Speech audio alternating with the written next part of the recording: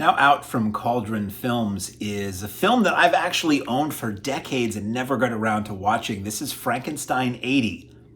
Not from 1980. This is from 1972. This is an Italian, wonderful piece of Italian sleaze from director Mario Mancini, which stars John Richardson and Gordon Mitchell, who you've seen in other films.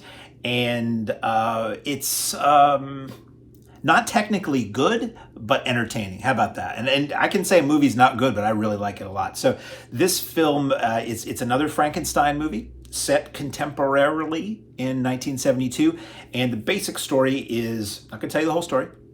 The basic story is that Dr. Frankenstein is Otto Frankenstein here, and he is working in a major metropolitan hospital, and he works there above board like everything else, but he goes to a bookshelf, and I love this stuff. He goes to a bookshelf, and he moves the entire bookshelf, and behind that is a secret lab where he's working on a patchwork man he calls Mosaic. So it's a bald guy with all kinds of... It's almost the look of the Robert De Niro Frankenstein from that film from several years ago, Mary Shelley's Frankenstein.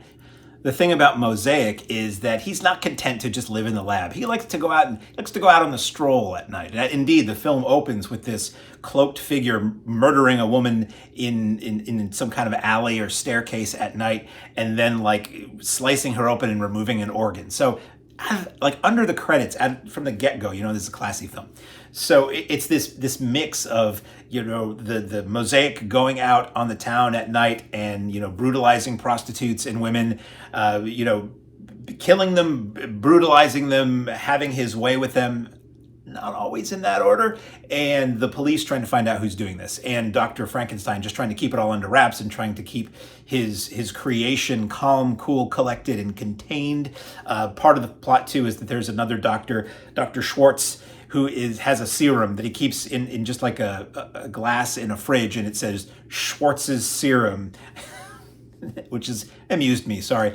And Dr. Frankenstein's been stealing that and using that because this serum aids in it prevents tissue rejection and transplants, which is what you want. If you're stitching various limbs and organs together, you would like them to get along in internal harmony. So the film it's chock full of nudity, and it looks gorgeous. The transfer on, like everything Cauldron puts out, the transfer looks great. It's got fun music, the stiff acting. You could listen to it in Italian with English subtitles or just in English dub, and it's a movie, like I said. So I've had this for a long time.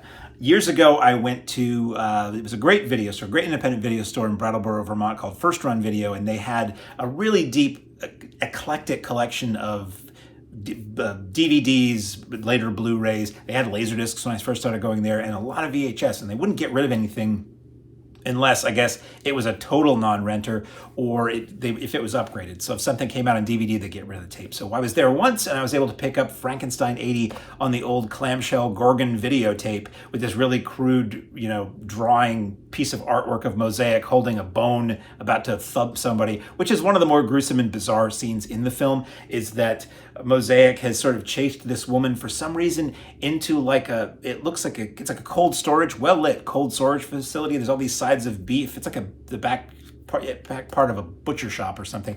And he grabs one of these gigantic bones and he's just beating her to death with it as her clothes come off, interestingly. Beats the clothes right off her. So the videotape had that on the cover as a piece of art, and I just never got around to watching it. So this is one of those things where it's like I've owned this for like 30 years, and then Cauldron comes along and puts this out, and I'm like, yeah, I think I'm going to watch it this way. So yes, the transfer is gorgeous. It's got some extras that I'll read to you crudely here. We have Dalila Forever, the recorded memories of Dalila di Lazzaro. She plays the niece of Dr. Frankenstein in this film, and semi-major role in this film. She's better known as the female, let's say, bride of Frankenstein in Flesh for Frankenstein, aka Andy Warhol's Frankenstein. And this extra is, apparently she's not in great health now, so this is an audio interview where she talks all about everything from, birth to her current place in life, or at least in her entire career.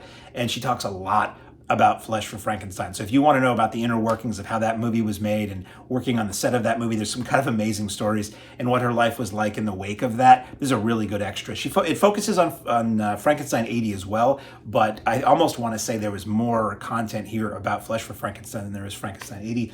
There is an extra called Little Frankenstein's History of Italian Frankenstein Films with Domenico Monetti. That is, he actually conducted the interview on that previous extra.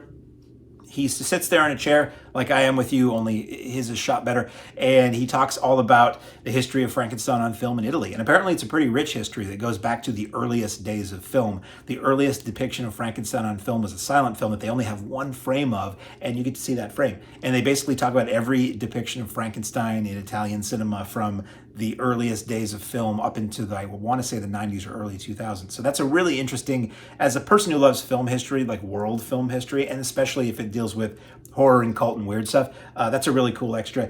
And then we have a commentary by Heather Drain, which is a lot of fun and informative. It's sort of a watching along and commenting without a lot of deep analysis, but it was fun. It's like watching a film with somebody you know who knows a little bit more about movies than you do, or maybe in this case, a lot more about movies than you do. I'm going to give you the links, those extras. I'm sorry that I do this. I need a teleprompter. The Dalila Forever extra is 28 minutes, and the History of Frankenstein is 38 minutes. So these are substantial extras. Like the total duration of those is almost as long as the film, which is, did I write it down? No, I didn't, but it's right here. One day I'll get better at this. 88 minutes. It's 1:8:5 aspect ratio. It is coded all region. So region A, B, or C. You can take this disc and pop it in any player in the world and it'll work. You've got English and Italian 2.0 mono. And what does it look like? So I showed you already. That's the cover. And it's a nice reversible cover. So you got that and the better presentation. You got that there, and if you open it up, it's a reversible cover with artwork that is like original Italian art. So that's really cool. So available now on Blu-ray from Cauldron Films is fun for the whole family, Frankenstein 80.